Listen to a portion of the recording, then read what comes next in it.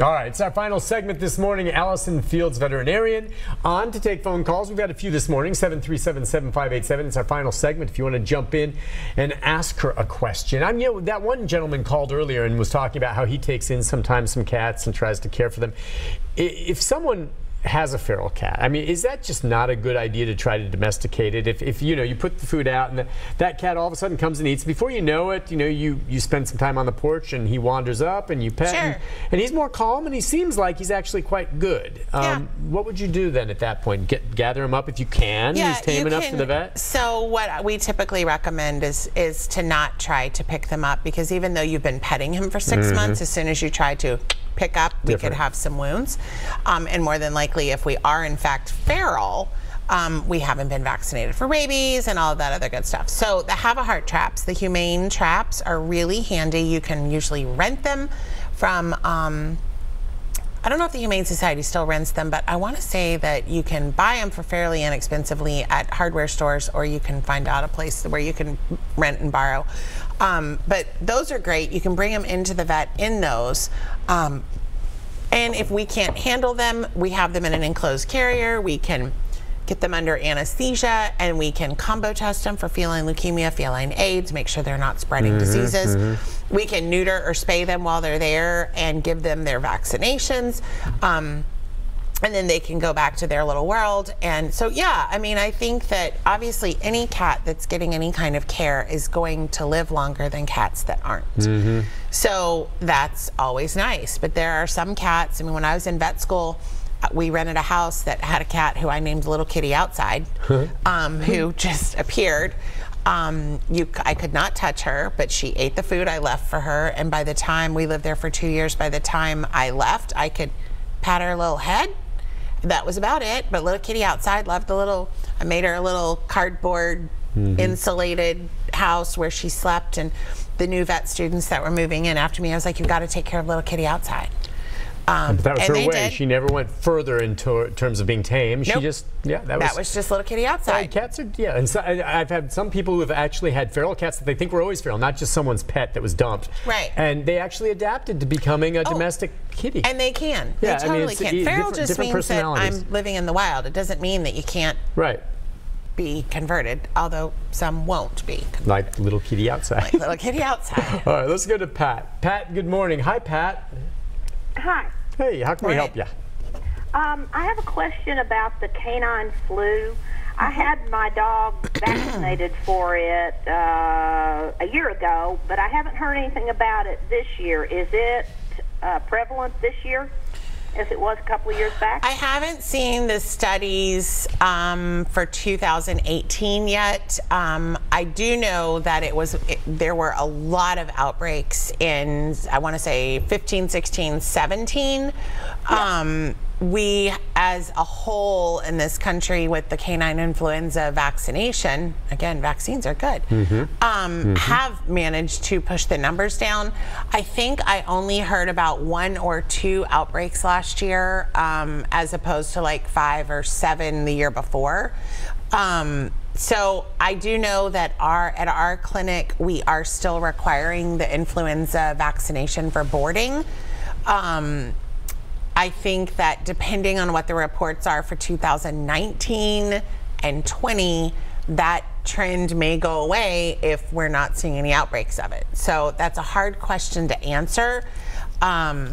I think that if your dog frequents dog parks or goes to the groomer or is boarded somewhere, or if you travel with your dog, especially people who are doing obedience competitions and, showing dogs and stuff like that, I think it's really important to have the canine influenza vaccine. Thank you. Yeah. Thank you for your call. There's not a feline influenza. Okay, but canine influenza. They have their own diseases. They have their own. Okay. Now some crossover, right, for both, or just for animals in general, or no? Are they usually distinct? Very few crossover from dogs to cats. Is that right? Very few. Thus, why they are mortal enemies. No. Okay, I guess not. Does Gammon hang out with? With who? His brother? Yeah, no. Oliver? No, not Oliver. Harper. Oh yeah, Gammon loves Harper. Okay, because Harper's when Gammon was a baby, he had Baxter. Oh right. Baxter raised Gammon. So he loves his dog. And it is a misnomer. Dogs and cats can get along famously. You know, it depends on how they're brought up and how they deal with each other and all of that.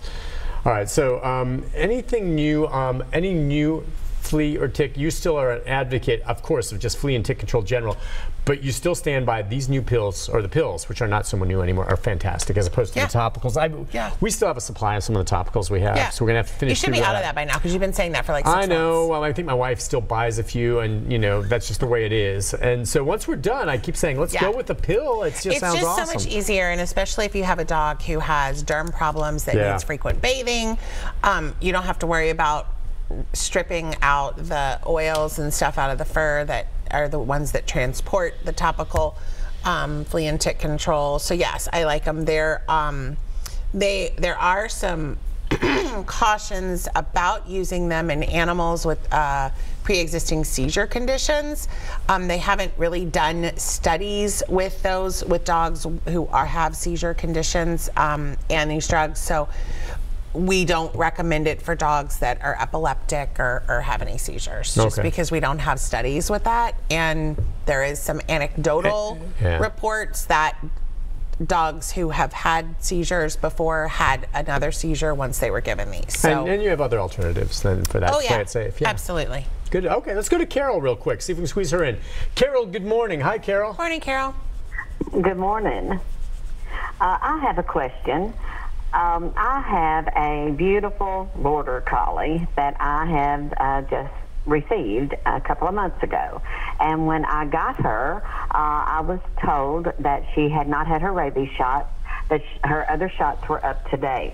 I have taken her and gotten her rabies shot, but I'm concerned. I'm not really sure whether the other shots were given, and really want her to have all the precautions that she needs. How old is the dog? She is a little over a year old. Okay. Should I get her get the shot given again, or? I think that, do you not have any paperwork that came with the dog? No, I didn't. She is a thoroughbred, but I didn't buy her. She was a gift to me. Okay. So what I would do is, I would talk to your vet, and you know, if she was up to date at that point in time, it's not going to hurt her to have another distemper parvo vaccination. And it could have been that up to date at that time meant that she had puppy vaccines when she was 4 months old, at which point now she is due, because vaccinations are annual. So I would definitely talk to your vet about maybe going ahead and doing that distemper parvo and her bordetella vaccination, and you know, make sure she's on her heartworm prevention. Did you get her heartworm tested? No, I haven't. Okay, so yeah, I would get her heartworm tested and get her on heartworm prevention. Heartworms are very, very important to prevent. They kill dogs. Your dog gets heartworms. It's very expensive to treat, and so it's a whole lot cheaper and healthier for your dog to just prevent the heartworms. And most heartworm preventions that we sell in veterinary clinics also have dewormer in it, so we're preventing heartworms and intestinal parasites. So I think a trip to the vet is in order. Go see the vet. Talk to them about the distemper vaccination, the bordetella vaccination, and let's get the dog heartworm tested and on some heartworm prevention. Okay, well, thank you so much for your advice. You're so welcome. Have a great day. Yeah. Oh, good. You too. Thank you, ma'am. Well, she's a good owner. She's going to get it done. You know, those heartworm, they're these little tasty chews. I say tasty because they scarf them down, and we give them to our dogs once a month. I don't know, can you get them for like 3 months supply? Okay, every month it's like clockwork. My wife's the one that usually remembers, and it's the little chews. And you just give it to them, and you're so right. I mean, that's so easy to do. And gosh forbid if your dog gets heartworms. It can kill them. It's not as expensive as it used to be. There's finally a generic drug. There used to be one drug that treated them, and for 15 years that's all we could use, and it was very expensive and would go on back order, and then you had to ration it out. Yeah. There is now a generic, which is great, which has brought the price down, but still for a big dog, you're looking at easy about $1,000, if not more. For heartworm treatment. Treatment for a year, is that right? I didn't realize No. That's to treat heartworms. Oh, I'm sorry. But the little. The prevention, no. Prevention's nothing. Okay, I want to be clear. Yeah, I'm sorry. No. Heartworm prevention, depending on the size dog, is anywhere from $50 to $75 for 6 months. Yeah, so you understand why it's a lot more affordable to prevent it. Real quick, let's see. Judy, we just have about 30 seconds. So you have a real quick question? Are you there, Judy? Yes. Go ahead, real quick. Dr. Fields mentioned seizures Yeah. and meds, and our dog is having quite a few seizures, and I want to know what she said in case that may be the cause. We don't know the cause yet. I think that we need to talk to the vet about, you know, if we run blood work, have we checked everything out? If we never had any seizures and you started on an oral flea and tick control, I would stop the oral flea and tick control and see if the seizures stop. That's one of the things about it. We don't know what the mechanism is, and there can be animals out there that had an underlying seizure disorder that we never knew about until we gave this medication. So if your dog hasn't had seizures until you are giving an oral flea and tick control, talk to your vet, maybe stop that medication, see what happens. If we're not on an oral flea and tick control, then there's a whole nother path that we need to go down: blood work, diagnostics, possibly some anti-seizure medications if they're happening frequently enough. But definitely talk to your vet about those options. Good. Yeah, they'll figure it out. Hopefully. Remind folks where you are.